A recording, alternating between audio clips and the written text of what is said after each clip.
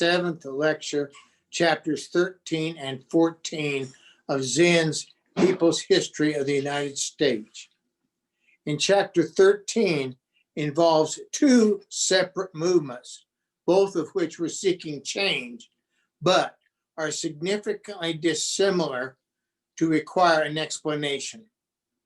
The industrial labor unrest following the Spanish-American War and the farm unrest and the populist movement have a similar time span, but differed enough that some separation must be realized.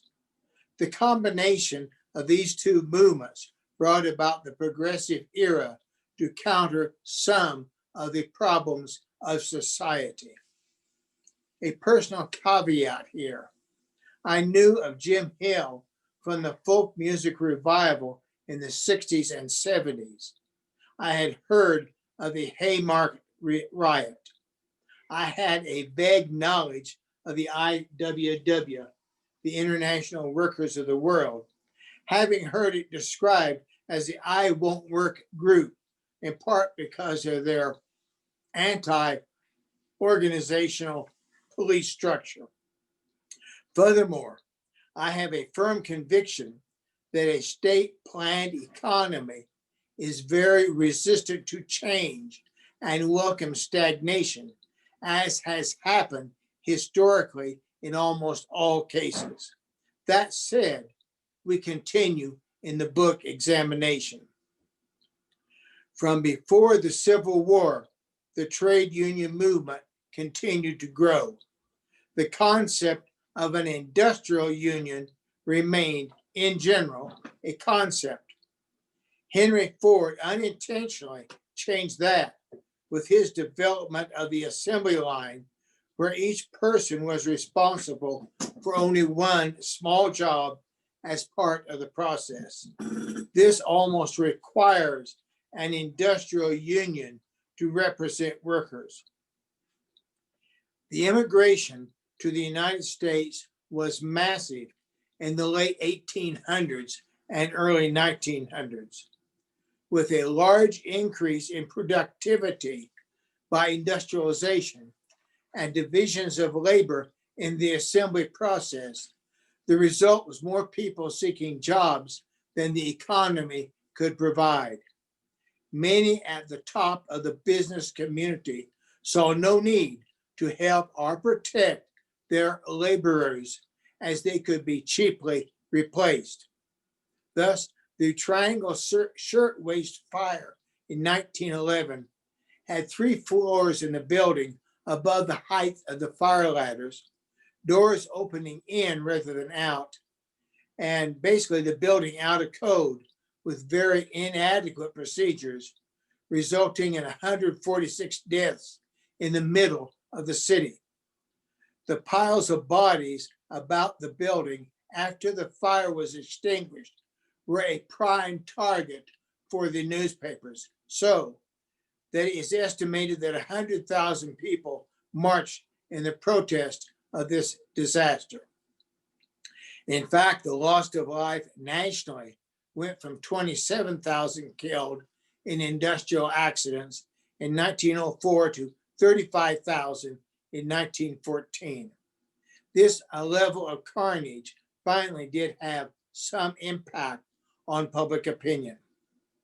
One response was the organization in 1905 of the Industrial Workers of the World, an industrial union founded on socialist principles. They had a solid belief in class warfare. Also, their taste for publicity was excellent.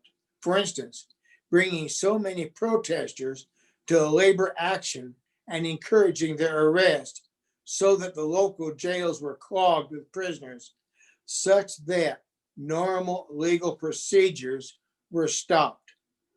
They would also sing in jail, often the songs Joe Hill wrote. This welcoming of incarceration was so against the normal attitude of the public body that their reputation for lawlessness often made more impact than their socialist views. I suspect my father's attitude was influenced as a former police officer of this attitude towards lawlessness of the IWW. The first reaction of the business community and the courts was the sacred right of property. The intellectual split between workers and bosses was quite pronounced. It was reported by Zinn that in 1914, 12,000 Oklahoma residents were socialists, with several newspapers supporting the position. However, from the remains of the populist movement, which had more voters, and the practicality that keeping a good worker was cheaper than training a new one, the progressive movement formed among politicians and management. Interesting things developed during this time, a series of them coming. In the South, some unions integrated to be more inclusive of the workers. The blind and deaf Helen Keller became an outspoken socialist, reading literature in 3 languages. There was significant contact with similar worker movements in Europe. To me, one of the most interesting developments, since by 1910, 1/5 of the workforce were women, was the work of Margaret Sanger in Reproductive Choice. To quote her, "No woman can call herself free until she can choose consciously whether she will or will not become a mother," unquote. There was an increase in Black organization, with the NAACP organized in 1910. The 1907 panic accelerated several of these movements. In response to all this, the progressive movement developed among business and government leaders to endeavor to correct some of the worst abuses and bring more labor peace. At least Zinn says that the concern was to bring enough reforms to avoid more radical reform. I don't know if that's the precise answer. Not all of the business community went along with the progressive movement, but enough to produce noticeable change. For instance, from 1920 to 1942, 42 states passed workmen's compensation legislation. One spectacular item in this series was the Ludlow Massacre of miners in 1914. This Colorado strike in the fall of 1913 was on the coal mines of the Colorado Foundry and Iron Company, known as CF&I, owned by the Rockefellers. Located some 50 miles north of the New Mexico border in the Raton geological formation, most of the coal above 7,000 feet is unusually so high. This is a large deposit of coking coal known as metallurgical coal, which is very usable for steel production. By spring, when the miners, evicted from their company houses and living in the surrounding hills in tents, were attacked by soldiers with machine guns firing on men, women, and children, the national press gave large coverage to this assault by the military and the subsequent burning of the tents, in some cases with families inside. This finally resulted in congressional action in 1915, with the House Committee on Mines and Mining holding hearings, resulting in influential child labor laws and the 8-hour workday. I had a neighbor in Raton who worked for CF&I at the Allen coal mine in the same geological strata in Colorado. The union rules were 30 years in the mines and retirement. He lasted 29 and a half.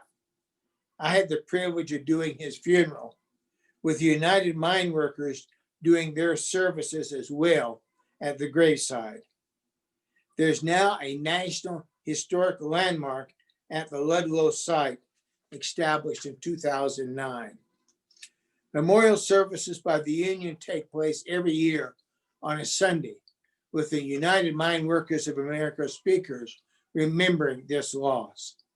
I had a union official in my congregation in Raton who went up to Ludlow every year for these services.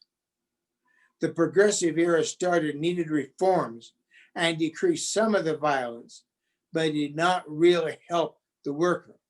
Rather, the emphasis was on programs which would minimize work stoppage. Some vocations, not limited to coal mining, remain very dangerous with little company support for those hurt or killed on the job. Some company towns like Madrid, New Mexico, timed the call of the company whistle, which identified which crew was being called, for workers so that their hours in the coal pit were such that they could never get ahead of the company's store.